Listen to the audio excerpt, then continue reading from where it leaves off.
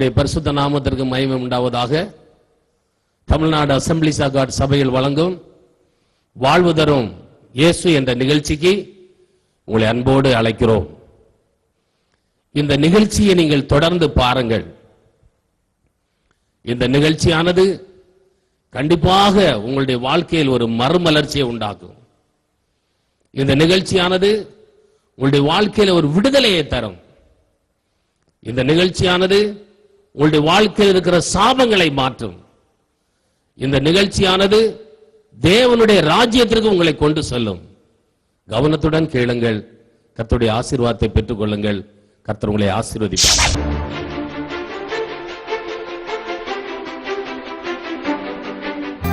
மிகுந்த வல்லமையோடு அவர் வருகிறார். வாசல் அருகே அவர் வந்துவிட்டார். வாசல் அருகே அவர் வந்துவிட்டார். அவரை சந்திக்க ஆயத்தமாவோமா? அவரை சந்திக்க ஆயத்தமாவோமா? வருகிறார், இயேசு வருகிறார். மேகங்களின் மீது வருகிறார்.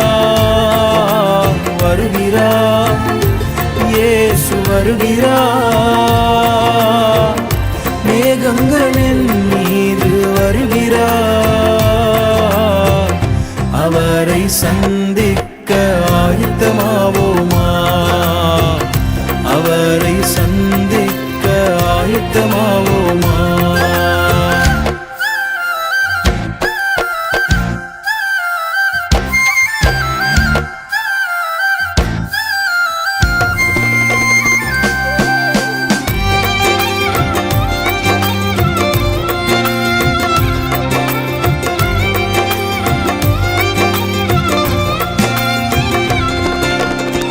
ஜெப ஆவியால் நிறைந்திருப்போம். அக்காலத்தை நாம் அறியாததால் ஜெப ஆவியால் நிறைந்திருப்போம். அக்காலத்தை நாம் அறியாததால் திருடனை போலவர் வந்திடுவார். நம்மையும் அவரோடு அழைத்து செல்லுவார். திருடனை போலவர் வந்திடுவார். நம்மையும் அவரோடு அழைத்து செல்லுவார். நம்மையும் அவரோடு அழைத்து செல்லுவார். வருகிறார், இயேசு வருகிறார். மேகங்களின் மீது வருகிறார். வருகிறார், இயேசு வருகிறார். மேகங்களின் மீது வருகிறார். அவரை சந்திக்க ஆயத்தமாவோமா? அவரை சந்திக்க ஆயத்தமாவோமா?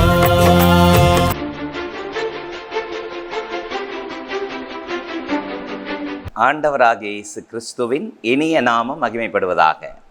வாழ்வு தரும் இயேசு என்கிற இந்த நிகழ்ச்சிக்கு உங்களை அன்போடு வரவேற்கிறோம். இன்றைய தியானத்திற்காக நாம் எடுத்துக்கொள்கிற கர்த்தருடைய வார்த்தை ஏசாயா தீர்க்கதரிசன புஸ்தகம் 54 அதிகாரத்தினுடைய 7 வசனத்தை 8 வசனத்தை உங்களுக்காக வாசிக்கிறேன். இமைப்பொழுது உன்னை கைவிட்டேன், ஆனாலும் உருக்கமான இரக்கங்களால் உன்னை சேர்த்துக் கொள்வேன். அற்பகாலம் உண்ட கோபத்தினால் என் முகத்தை இமைப்பொழுது உனக்கு மறைத்தேன், ஆனாலும் நித்திய கிருபையுடன் உனக்கு இறங்குவேன் என்று கர்த்தராகிய உன் மீட்பர் உரைக்கிறார். ஆண்டவராகிய இயேசு கிறிஸ்துவினுடைய இனிய நாமம் மகிமைப்படுவதாக. வாழ்வு தரும் இயேசு என்கிற இந்த நிகழ்ச்சியிலே கர்த்தர் இன்றைக்கு எனக்கு என்ன வார்த்தை வைத்திருக்கிறார் என்று ஆவலோடு இந்த தொலைக்காட்சி நிகழ்ச்சியை காணும்படி வந்திருக்கிற உங்களுக்கு நேரே புறப்பட்டு வருகிற கர்த்தருடைய வார்த்தை, இமைப்பொழுது உன்னை கைவிட்டேன், ஆனாலும் உருக்கமான இரக்கங்களால் உன்னை நான் சேர்த்து கொள்வேன் என்று கர்த்தருடைய அற்புதமான வார்த்தைக்காக நான் கர்த்தரை ஸ்தோத்திரிக்கிறேன். நான் பிரசங்கித்துக் கொண்டிருக்கிற அன்பு தெய்வமாகிய இயேசு கிறிஸ்து அவர் இரக்கமுள்ளவர் என்று பரிசுத்த வேதம் சொல்கிறது. உபாகமம் 4:31 வாசிக்கும் பொழுது, உன் தேவனாகிய கர்த்தர் இரக்கமுள்ள தேவனாய் இருக்கிறபடியால் உன்னை கைவிடவும் மாட்டார், உன்னை அழிக்கவும் மாட்டார், அவர் உடன்படிக்கையை மறக்கவும் மாட்டார் என்று பரிசுத்த வேதம் சொல்கிறது. யாக்கோபு 5:11 கடைசி பகுதி விதமாக சொல்கிறது, கர்த்தர் மிகுந்த உருக்கமும் இரக்கமும் உள்ளவராய் இருக்கிறாரே. அன்பு சகோதரனே, சகோதரியே, இந்த காலை நேரத்தில் தேவ சமூகத்தில் நாம் ஆராதிக்கிற அருமை இரட்சகராகிய இயேசு கிறிஸ்துனுடைய இரக்கத்தை பற்றி பரிசுத்த வேதம் சொல்கிறது. நாம் ஆராதிக்கிற ஜீவனுள்ள தேவன் அவர் மிகுந்த இரக்கமுள்ளவர் என்று பரிசுத்த வேதம் சொல்கிறது. 145 சங்கீதத்தினுடைய 9 நான் உங்களுக்காக வாசிக்கிறேன். கர்த்தர் எல்லார் மேலும் தயவுள்ளவர், அவர் இரக்கங்கள் அவருடைய எல்லா கிரியைகள் மேலும் உள்ளது. The Lord is good to all. He has compassion on all he has made. அவருடைய இரக்கம் அவருடைய கிரியைகள் எல்லாவற்றின் மேலும் இருக்கிறது. இந்த சத்தத்தை கேட்டுக்கொண்டிருக்கிற அன்பு சகோதரனே, சகோதரியே, கர்த்தருடைய இரக்கம் உங்கள் மேல் இருக்கிறது என்பதை நீங்கள் மறந்துவிட வேண்டாம். எதை குறித்தும் சோர்ந்து கலங்கி திகைத்து பயப்பட வேண்டிய அவசியம் இல்லை. காரணம், நாம் ஆராதிக்கிற ஜீவனுள்ள தேவன் அவர் இரக்கமுள்ள தேவன். இமைப்பொழுது உன்னை கைவிட்டேன், ஆனாலும் உருக்கமான இரக்கங்களால் உன்னை சேர்த்து கொள்வேன் என்று கர்த்தருடைய வார்த்தை நமக்கு நேரே புறப்பட்டு வருகிறதே. மோசே ஒரு முறை தேவனிடத்திலே உம்முடைய மகிமையை எனக்கு காண்பித்தருளும் என்று கேட்ட பொழுது கர்த்தர் மோசேக்கு சொன்ன பதில் என்ன தெரியுங்களா? யாத்ராகமம் 33:18-19 வாசித்து பார்க்கும் பொழுது, அப்பொழுது மோசே உமது மகிமையை எனக்கு காண்பித்தருளும் என்று தேவ சமூகத்தை நோக்கி ஜெபித்த பொழுது, அதற்கு அவர், என்னுடைய தயையெல்லாம் உனக்கு முன்பதாக கடந்து போக பண்ணி கர்த்தருடைய நாமத்தை உனக்கு முன்பதாக கூறுவேன். எவன் மேல் கிருபையாயிருக்க சித்தமாயிருப்பேனோ அவன் மேல் கிருபையாயிருப்பேன், எவன் மேல் இரக்கமாயிருக்க சித்தமாயிருப்பேனோ அவன் மேல் இரக்கமாயிருப்பேன் என்று சொல்லி தம்முடைய இரக்கத்தை மோசேக்கு வெளிப்படுத்தினார். எத்தனை அற்புதம்! எவன் மேல் இரக்கமாயிருக்க சித்தமாயிருப்பேனோ அவன் மேல் இரக்கமாயிருப்பேன் என்று சொன்ன அற்புதமான ஜீவனுள்ள தேவன் உங்கள் மேல் இரக்கமாய், உருக்கமான இரக்கமாய் உங்களுக்காக இறங்குவார் என்பதை நீங்கள் மனதில் விசுவாசிப்பீர்களானால் நிச்சயமாகவே இந்த சத்தத்தை கேட்டுக்கொண்டிருக்கிற அன்பு சகோதரனே, சகோதரியே, கர்த்தர் உங்கள் மேல் உருக்கமான இரக்கங்களால் உங்கள் மேல் இறங்குவதற்கு அவர் இன்றைக்கும் அன்புள்ளவராய், நல்லவராய், இன்றைக்கும் அவர் ஜீவிக்கிறவராய் இருக்கிறார் என்பது நான் சொல்லுகிற நற்செய்தி. இந்த காலை வேளையில தாவீது ஒரு முறை மாம்சீகத்திலே தனக்கு எத்தனை யுத்த வீரர்கள் இருக்கிறார்கள் என்பதை அவன் கணக்கிட வேண்டும் என்று அவன் யோசித்து கணக்கிட்ட பொழுது அவனுடைய இருதயம் வாதிக்கப்பட்டது. 2 சாமுவேல் 24:14 கர்த்தருடைய சமூகத்திலே அவன் இருதயம் வாதிக்கப்பட்ட பொழுது அவன் தேவனை நோக்கி கெஞ்சினான், என் இருதயம் வாதிக்கிறது, நான் தெரியாமல் செய்த இந்த பாவத்தை மன்னியும், என்னுடைய மாம்சீகத்தில் நான் நம்பிக்கை வைத்து விட்டேனே என்று கதறின பொழுது கர்த்தர் அவனை பார்த்து சொன்னார், 3 வருடம் உனக்கு பஞ்சம் வேண்டுமா அல்லது 3 மாதம் சத்துருக்களால் நீ துரத்தப்பட வேண்டுமா அல்லது 3 நாட்கள் கொள்ளை நோயினால் நீ பாதிக்கப்பட வேண்டுமா என்று கேட்ட பொழுது அவன் சொன்னான், நான் மனுஷனுடைய கையில் விழாதிருப்பேனாக, தேவனுடைய கையில் விழுவேனாக, அவருடைய இரக்கம் மகா பெரியது. 2 சாமுவேல் 24:14 பாருங்கள். அப்பொழுது தாவீது காத்தை நோக்கி, கொடிய இடுக்கணில் அகப்பட்டிருக்கிறேன், நான் இப்பொழுது கர்த்தருடைய கையில் விழுவோமாக, அவருடைய இரக்கங்கள் மகா பெரியது, மனுஷனுடைய கையில் விழாதிருப்பேனாக என்றான். அவருடைய இரக்கம் மகா பெரியது. இந்த காலவேளையிலே அன்பு சகோதரனே, சகோதரியே, அவருடைய இரக்கம் மகா பெரியது. அவருடைய மகா பெரிய இரக்கத்தினால் உங்களை காத்து கொள்வார். நம்பிக்கை உள்ளவர்களாயிருங்கள், விசுவாசம் உள்ளவர்களாயிருங்கள். பரிசுத்த வேதத்திலே அவருடைய இரக்கத்தை பெற்றுக்கொள்வதற்கு என்ன செய்ய வேண்டும்?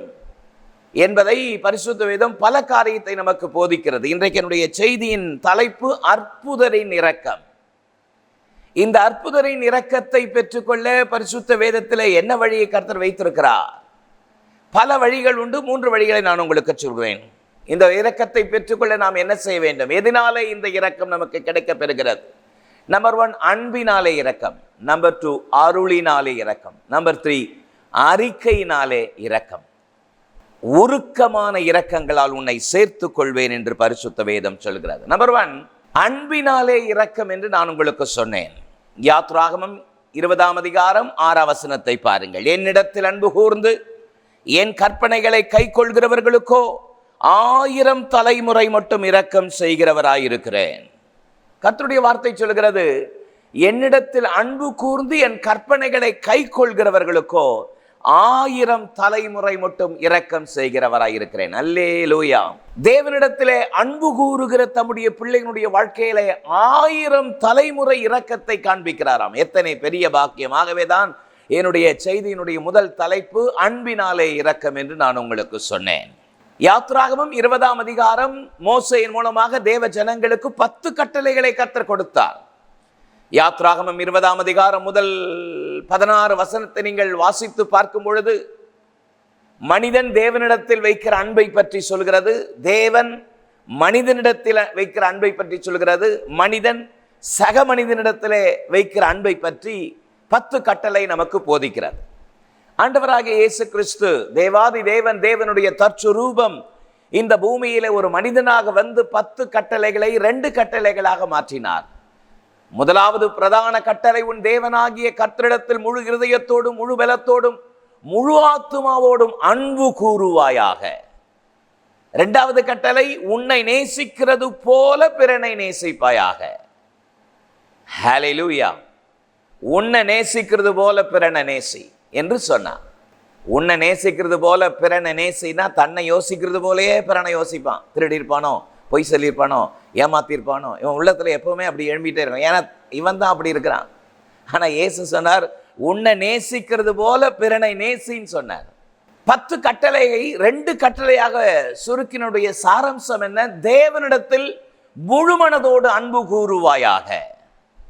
அப்படியானால் அவரிடத்திலே அன்பு கூறும் பொழுது, தேவனை நேசிக்கும் பொழுது, அதைத்தான் யாத்ராகமம் 20:6 நாம் வாசித்தோம். என்னிடத்தில் அன்பு கூர்ந்து என் கற்பனைகளை கை கொள்கிறவர்களுக்கோ 1000 தலைமுறை மட்டும் இரக்கம் செய்கிறவராயிருக்கிறேன். இந்த சத்தத்தை கேட்டுக்கொண்டிருக்கிற அன்பு தகப்பனாரே, தாயாரே, கர்த்தருக்கு பயந்து கர்த்தரை நேசித்து நீங்கள் நடக்கும் பொழுது உங்கள் சந்ததி 1000 மடங்கு சந்ததிக்கு இரக்கத்தை அளிப்பேன் என்று பரிசுத்த வேதம் மிக தெளிவாக தம்முடைய வார்த்தை சொல்கிறதே. தேவனிடத்திலே அன்பு கூறுவது என்பது எதை காட்டுகிறது? தேவனே, நான் உம்மை நேசிக்கிறேன், நேசிக்கிறேன், நேசிக்கிறேன், லார்ட் ஐ லவ் யூ சொன்னா மட்டும் போதுமா? அதை சொல்லணும் அவசியம். அது மட்டும் சொன்னா போதுமா? தேவனை நேசிக்கிறோம் என்பதை எதை வைத்து கண்டுபிடிப்பது? யோவான் 14:23 பாருங்கள். இயேசு அவனுக்கு பிரதியுத்தரமாக, ஒருவன் என்னில் அன்பாயிருந்தால் என் வசனத்தை கை கொள்வான். Jesus replied, anyone who loves me will obey my teaching. ஒருவன் என்னில் அன்பாயிருந்தால் என் வசனத்தை கை கொள்வான். அப்படியானால் அவரிடத்திலே நான் அன்பு வைத்திருக்கிறேன் என்பதை எதை வைத்து சொல்வது? அவருடைய சத்தத்துக்கு கீழ்ப்படிவது, வசனத்துக்கு கீழ்ப்படிவது, அவருடைய வார்த்தைக்கு பயந்து அந்த சத்தத்துக்கு கீழ்ப்படிவது. ஏசாயா 66:2 அதை தானே சொல்கிறது. என் வசனத்திற்கு நடுங்குகிறவனையே நான் நோக்கி பார்ப்பேன் என்று சொல்லி இருக்கிறாரே. என்னிடத்தில் அன்பு கூர்ந்து என் கற்பனைகளை கை கொள்கிறவனுக்கோ 1000 தலைமுறை மட்டும் இரக்கம் செய்வேன் என்று கர்த்தர் சொல்லி இருக்கிறாரே. ஒருவன் என்னில் அன்பாயிருந்தால் என் வசனத்தை கை கொள்வான். யோவான் 14:24 பாருங்கள். என்னில் அன்பாயிராதவன் என் வசனங்களை கை கொள்ள மாட்டான். அப்படியானால் அவரிடத்திலே நாம் அன்பு வைத்திருக்கிறோம் என்பது எதை வைத்து கண்டுபிடிப்பது? அவருடைய வசனத்துக்கு கீழ்ப்படிவதன் மூலமாக. இந்த சத்தத்தை கேட்கிற வாலிபனே, வாலிப மகளே, தேவ சத்தத்துக்கு கீழ்ப்படி, உன்னுடைய பெற்றோர்களுக்கு கீழ்ப்படி, உன் ஆத்துமாவுக்கு உத்தரவாதம் பண்ணுகிற ஊழியக்காரனுக்கு கீழ்ப்படி. அதுதான் உனக்கு ஆசீர்வாதம். எல்லாவற்றுக்கும் மேலாக பிரதானமாக தேவ சத்தத்துக்கு கீழ்ப்படி. தேவனுடைய வார்த்தைக்கு கீழ்ப்படுகிறவர்களை எதை காண்பிக்கிறது? அவரிடத்திலே அன்பு வைத்திருக்கிறோம் என்பதை காட்டுகிறது. யாக்கோபு 1:22 பாருங்கள். அல்லாமலும் நீங்கள் உங்களை வஞ்சியாதபடி திருவசனத்தை கேட்கிறவர்களாக மாத்திரமல்ல, அதன்படி செய்கிறவர்களாயிருங்கள். திருவசனத்தை கேட்கிறவர்களாக மாத்திரமல்ல, அதன்படி செய்கிறவர்களாயிருங்கள். வசனத்தை கேட்டா மட்டும் போதாது, வசனத்தை போதிச்சா மட்டும் போதாது, வசனத்தை கை கொண்டு போதிக்கிறவன் பாக்கியவான் என்று பரிசுத்த வேதம் சொல்லுகிறது. வசனத்தை போதிக்கிறவன் பாக்கியவான் என்று சொல்லவில்லை, கை கொண்டு போதிக்கிறவன் பாக்கியவான். இந்த சத்தத்தை கேட்டுக்கொண்டிருக்கிற அன்பு சகோதரனே, சகோதரியே, திருவசனத்தை கேட்கிறவர்களாக மாத்திரமல்ல, அதன்படி செய்கிறவர்கள் எதை காண்பிக்கிறார்கள்? ஆண்டவரை, ஜீவனுள்ள தேவனை நேசிக்கிறதை காண்பிக்கிறார்கள். என்னிடத்தில் அன்பு கூறுகிறவர்களுக்கு இரக்கத்தை செய்வேன் என்று கர்த்தர் சொல்லி இருக்கிறாரே. ஆகவேதான் சொன்னேன், அன்பினாலே இரக்கத்தை பெற்றுக்கொள்ள முடியும். அல்லேலூயா. நம்பர் 1, அன்பினாலே இரக்கம். இந்த காலை வேளையில இந்த சத்தத்தை கேட்கிற அன்பு சகோதரனே, சகோதரியே, கர்த்தருடைய வசனத்திற்கு கீழ்ப்படியுங்கள், தேவ சத்தத்துக்கு கீழ்ப்படியுங்கள். பேதுரு அப்போஸ்தலரும் ஒன்றிணைந்து சொன்னார்கள், மனுஷனுடைய சத்தத்திற்கு கீழ்ப்படிவதை பார்க்கிலும் தேவனுடைய சத்தத்திற்கு கீழ்ப்படிவது அவசியம் என்று சொன்னார்களே. எத்தனை உண்மை! அன்பினாலே இரக்கம். நம்பர் 2, அருளினாலே இரக்கம் என்று சொன்னேன். என்னோடு கூட புலம்பலின் புஸ்தகம் 3ஆம் அதிகாரம் 22ஆம் வசனம். The book of Lamentation chapter 3 verse 22. நாம் நிர்மூலமாகாதிருக்கிறது கர்த்தருடைய கிருபையே, அவருடைய இரக்கங்களுக்கு முடிவில்லை. Because of the Lord's great love we are not consumed, for his compassion never fail. நாம் நிர்மூலமாகாதிருப்பது கர்த்தருடைய கிருபையே, கிருபையோடு கூடிய இரக்கம். நிர்மூலமாகாதிருப்பதற்கு காரணம் தேவ கிருபை. அவருடைய இரக்கங்களுக்கு முடிவில்லை, அவைகள் காலைதோறும் புதியவைகள். இரக்கத்திற்கு மேலே இரக்கத்தை, கிருபைக்கு மேலே கிருபையை தருகிறவர். இந்த சத்தத்தை கேட்டுக்கொண்டிருக்கிற ஊழியக்காரரே, ஊழியக்காரியே, கிருபை பெற்ற ஊழியக்காரனாக, கிருபை பெற்ற ஊழியக்காரியாக இருப்பது தானே முக்கியம். நாம் நிர்மூலமாகாதிருப்பது கர்த்தருடைய கிருபை அல்லவா? தேவ கிருபை நம்மோடு கூட இருப்பது எத்தனை பெரிய ஆசீர்வாதம்! கிருபை பெற்றவர்களாக இந்த உலகத்தில் வாழ்வது எத்தனை அவசியம்! கிருபை என்ற வார்த்தைக்கு இன்னொரு பொருள் அருள். நிர்மூலமாகாதிருப்பது கர்த்தருடைய கிருபையே, அவருடைய இரக்கங்களுக்கு முடிவில்லை. கிருபையோடு கூடிய இரக்கம், அருளோடு கூடிய இரக்கம். ஆகவேதான் சொன்னேன், இந்த இரக்கம் அன்பினாலே வருகிற இரக்கம் மட்டுமல்ல, அருளினாலே இரக்கம். ஹல்லேலூயா. காபிரியேல் தூதன் மரியாளிடத்தில் வந்து மரியாளுக்கு சொன்ன முதல் வார்த்தை, கிருபை பெற்றவளே வாழ்க, கிருபை பெற்றவளே வாழ்க. ரோமன் கத்தோலிக்க வேதாகமத்தில் இந்த வசனம் எப்படி இருக்கிறது? அருள் நிறை மரியே வாழ்க, அருள் நிறை மரியே. கிருபை என்ற வார்த்தைக்கு அருள் என்று பொருத்தம். ஒன்று தெரியுமா உங்களுக்கு? அருள் இல்லாருக்கு அவ்வுலகம் இல்லை, பொருள் இல்லாருக்கு இவ்வுலகம் இல்லை. உண்மைதானே? பொருள் இருந்தால் தான் இந்த உலகத்தில் வாழ முடியுன்றது போல அருள் இருந்தால் தான் அங்கே போக முடியும். அருள் உங்களுக்கு தேவை. ஆகவேதான் எப்பொழுதெல்லாம் அருள் ஏராளமாய் பெய்யும் என்ற பாடலை பாடும்பொழுது குதூகலம் அடைகிறோம், மகிழ்ச்சி அடைகிறோம். கிருபை. ஏசாயா 54:8 பாருங்கள். அற்பகாலம் உண்ட கோபத்தினாலே என் முகத்தை உனக்கு இமை பொழுது மறைத்தேன், ஆனாலும் உருக்கமான இரக்கங்களால் நித்திய கிருபையுடன் உனக்கு இறங்குவேன் என்று கர்த்தர் சொல்லுகிறாரே. ஆனாலும் நித்திய கிருபையுடன் உனக்கு இறங்குவேன் என்று உன் மீட்பர் உரைக்கிறார். தேவ கிருபையை ஒரு நாளும் இழந்துடவே கூடாது. கிருபை இழந்துடாதீங்க. இந்த சத்தத்தை கேட்டுக்கொண்டிருக்கிற அன்பு சகோதரனை, சகோதரியே, கிருபை பெற்றவர்களாக, தேவ சமூகத்திலே கிருபை பெற்றவர்களாக, கிருபையை ஒரு நாளும் நீங்கள் இழந்துவிடக் கூடாது. எபிரேயர் 12:14 சொல்கிறது, ஒருவனும் கிருபையை இழந்து போகாதபடி யாதொரு கசப்பான வேர் முளைத்து எழும்புகிறதினால் என்று வேதம் சொல்கிறது. ஒருவரும் கிருபையை இழந்து போகக்கூடாது. யோனா 2:8 சொல்கிறது, பொய்யான மாயை பற்றி கொண்டிருக்கிறவர்கள் தங்களுக்கு வரும் கிருபையை போக்கடிக்கிறார்கள்.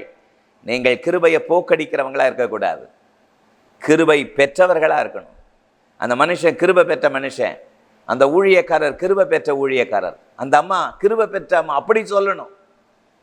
நீங்கள் கிருபை இழந்தவர்களாய் இருக்கக்கூடாது. தாவீதினுடைய வாழ்க்கையிலே இந்த கிருபையை இழந்து போகாதபடி கர்த்தர் தாவீதை காத்து கொண்டார்.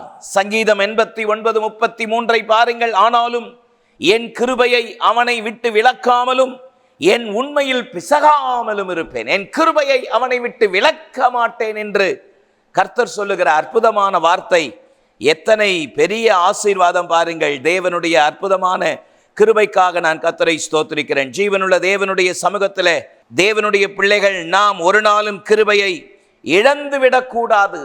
தாவீது அதை அறிக்கை செய்கிறார். 66 சங்கீதம் 20 என் ஜெபத்தை தள்ளாமலும் தமது கிருபையை என்னை விட்டு விலக்காமலும் இருந்த தேவனுக்கு ஸ்தோத்திரம்.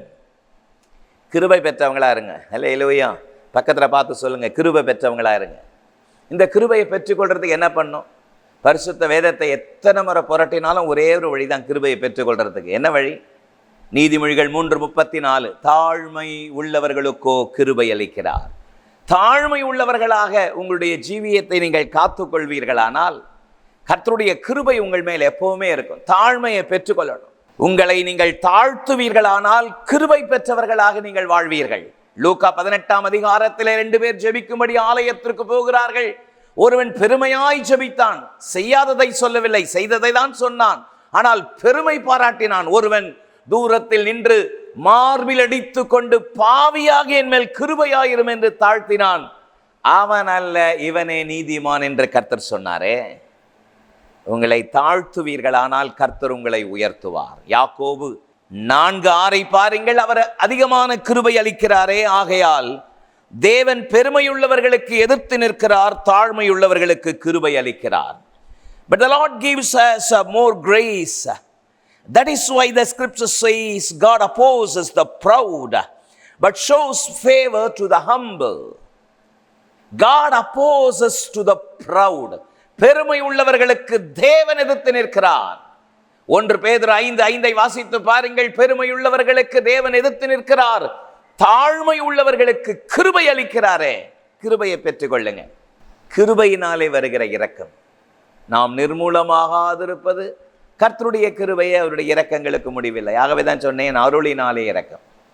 நம்பர் 3, அறிக்கையினாலே இரக்கம். நீதிமொழிகள் 28:13 நான் உங்களுக்காக வாசிக்கிறேன். தன் பாவங்களை மறைக்கிறவன் வாழ்வடைய மாட்டான், அவைகளை அறிக்கை செய்து விட்டு விடுகிறவன் இரக்கம் பெறுவான். Whoever conceals their sin does not prosper, but the one who confesses and renounces them finds mercy. தன் பாவங்களை மறைக்கிறவன் வாழ்வடைய மாட்டான். பாவத்தை மறைச்சு மறைச்சு மூடி மூடி மூடி வைக்கிறவன் ஒரு நாளும் வாழ மாட்டான். அதனால தான் சொல்லுவாங்க, பல நாள் திருடன் ஒரு நாள் அகப்படுவான். அதுதான். அவைகளை அறிக்கை செய்து விட்டு விடுகிறவன் இரக்கம் பெறுவான். அறிக்கை செய்வன் இரக்கம் பெறுவான் அல்ல, அறிக்கை செய்து அறிக்கை செஞ்ச பாவத்தை சீ என்று உதறி தள்ளி பரிசுத்த பாதைக்கு நேர தெய்வ பயத்தோடு நடக்கிறவன் இரக்கம் பெறுவான் என்று வேதம் சொல்லுகிறதே. ஏசாயா 59:2 பாருங்கள். உங்கள் அக்கிரமங்களே உங்களுக்கும் உங்கள் தேவனுக்கும் நடுவே பிரிவினை உண்டாக்குகிறது, உங்கள் பாவங்களே அவர் உங்களுக்கு செவி கொடுக்க கூடாதபடி அவருடைய முகத்தை மறைக்கிறது என்று பரிசுத்த வேதம் சொல்லுகிறது. ஆகவேதான் ஆண்டவராக இயேசு கிறிஸ்து உன் பாவங்கள் மன்னிக்கப்பட்டது, சுகம் பெறுவாயாக என்று சொன்னார். ஆக வியாதிக்கு காரணம் பாவம். 38 வருஷமா படுத்த படுக்கையா இருந்தவனை சுகப்படுத்தி அவனை ஆலயத்தில் பார்த்த பொழுது, இனி உனக்கு கேடான அதிக கேடான ஒன்று வராதபடி பாவம் செய்யாதே என்று சொன்னார். விபச்சாரத்திலே கையும் மெய்யுமாய் பிடிக்கப்பட்ட ஸ்திரீயை பார்த்து சொன்னார், நானும் உன்னை ஆக்கணிக்குள்ளாக தீர்க்கவில்லை, நீ போ, இனி பாவம் செய்யாதே என்று ஆண்டவர் மன்னித்தாரே. வியாதிக்கு காரணம் பாவம் தானே. அதனாலதான் மாத்திரைக்கு பேரெல்லாம் பாருங்க, மெட்டாசின், குரோசின், அனாசின் எல்லாம் சின்னுல முடியுது பாருங்க. வியாதிக்கு காரணம் பாவம். பாவம் தேவ அன்பை விட்டு பிரிக்கிறது. தன் பாவங்களை அறிக்கை செய்கிறவன் விட்டு விடுகிறவன் இரக்கம் பெறுவான். லூக்கா 15 இளைய மகன் புத்தி தெளிந்து எழுந்து தகப்பனிடத்திற்கு ஓடி வந்து தன்னை மன்னிப்பை கேட்டு பெற்றுக்கொண்ட பொழுது இழந்த சந்தோஷத்தை பெற்றானே.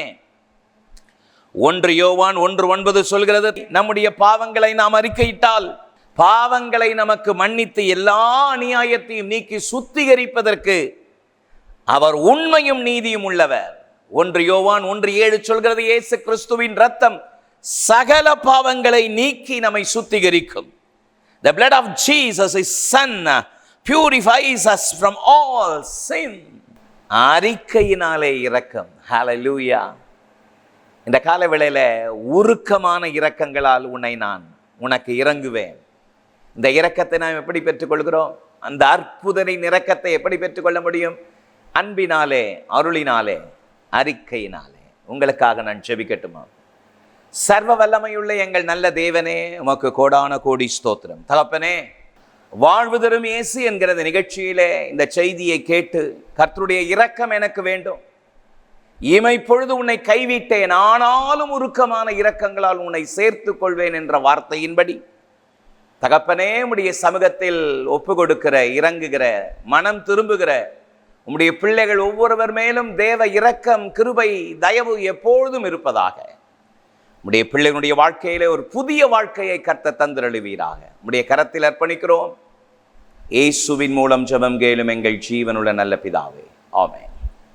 இந்த நிகழ்ச்சி உங்களுக்கு ஆசீர்வாதமாக இருந்திருக்கும் என்பதில் எந்த சந்தேகமும் இல்லை. கர்த்தர் உங்களை ஆசீர்வதிப்பாராக.